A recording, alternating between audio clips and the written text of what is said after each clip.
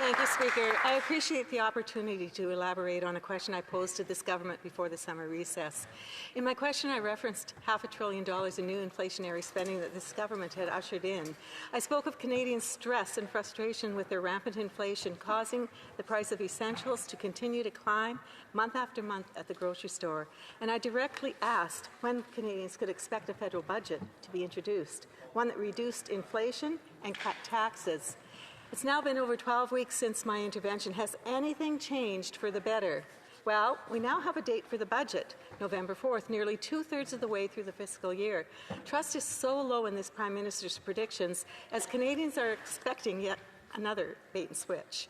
This country has had no proof from the Liberal Party that they are governing differently from the last administration.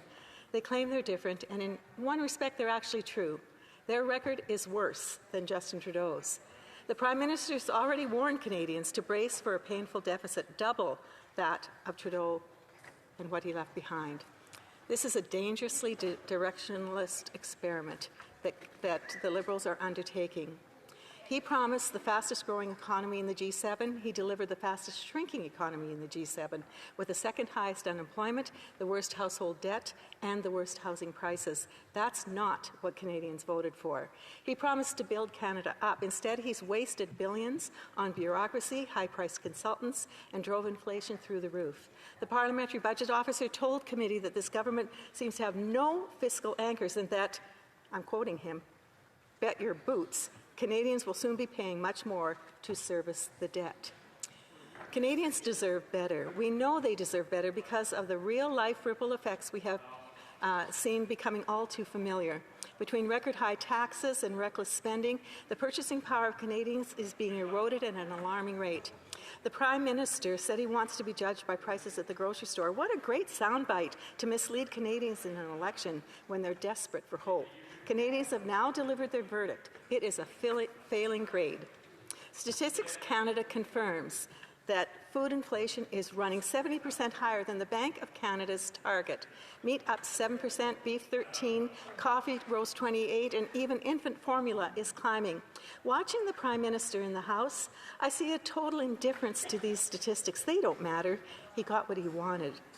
A shocking 25%, one-quarter of families, are struggling to afford food while this Liberal government spends billions on more bureaucrats, high-priced consultants, and government-controlled projects that only fuel higher taxes, higher debt, and higher inflation. Canadians know this government's not investing their hard-earned tax dollars. He's bleeding them dry. Today, Canadians spend more of their income on taxes than they do on food, housing, and clothing combined. After 10 years of Liberal waste, Canadians are choosing between paying their bills and putting food on the table. He's generating a greater and greater chasm between, as the Leader of the official opposition rightly says, the have-nots and the have-yachts. Conservatives demand the Liberals stop this destructive mismanagement, rein in spending, and finally deliver a plan to bring down both the deficit and the cost of living for Canadians. Will they do it? The Honourable Parliamentary Secretary to Minister of Industry. Merci, Monsieur le Président. Thank you, Mr. Speaker.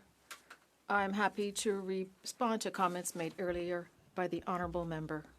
Mr. Speaker, we recognize that food affordability continues to be a critical issue and that many Canadians are having trouble with their budgets. Food inflation for groceries has fallen from a peak of 11.4% in January 23 to 3.5% in August 2025. Those statistics are found on the Statistics Canada website on the Consumer Price Index. This is very clearly stated on that website that food inflation has dropped to 3.5% in August 2025. Our government will continue to take concrete actions to ensure Canadians pay fair prices for groceries. In our government's speech from the throne, delivered by His Majesty King Charles III, we outlined our bold and ambitious plan for the future. delivering a middle-class tax cut would provide tax relief for nearly 20 million Canadians, saving families up to $840 a year in 2026. This measure is expected to deliver over $27 billion in tax savings over 5 years. Mr. Speaker, increased consumer choice with increased competition in the grocery sector is key to improving food affordability. That's why, in recent years, the Government of Canada has modernized the Competition Act by making amendments that affect how the Competition Bureau can investigate anti-competitive conduct and deceptive marketing. For example, changes to the Act have required vendors to be more truthful in their advertising, recognizing that showing prices without all mandatory fees included is considered a form of dishonesty. This practice of drip pricing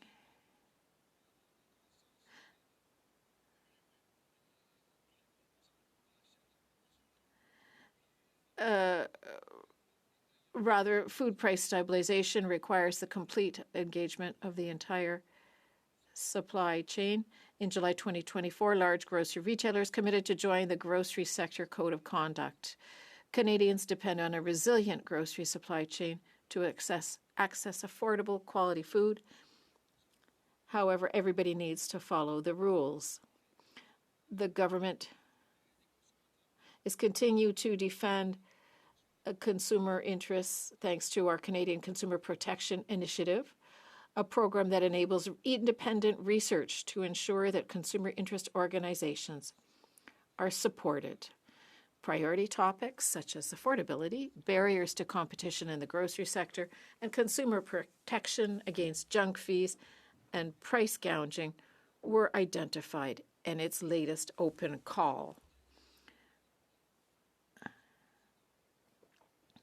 Reflecting these priorities, one funded project from a previous call supported a national consumer movement that reached Canadians from coast to coast, offering practical tools to decode grocery pricing strategies and empowering consumers to make informed choices at the checkout.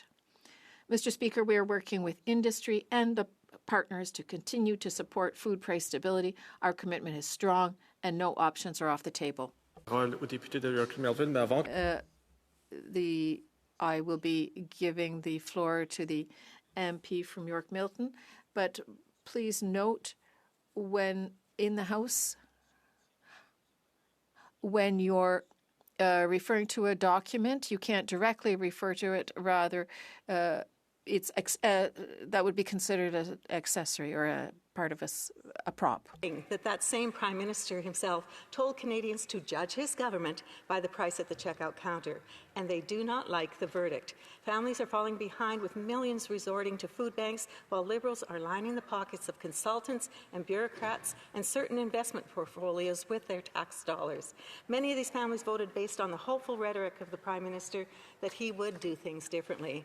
And now, after 10 years of waste, what do Canadians get? Not a plan, not a budget, just more delays, more excuses, more empty promises. The shelves are bare, the cupboards are empty, and the government's missing in action when we need decisive, servant leadership. The truth is simple. Every day this government spends recklessly and selfishly. Life gets harder for the people who work hard and are playing by the rules. Canadians deserve a government that will end the abuse and the waste, balance the books, and end the attack on Canadian prosperity.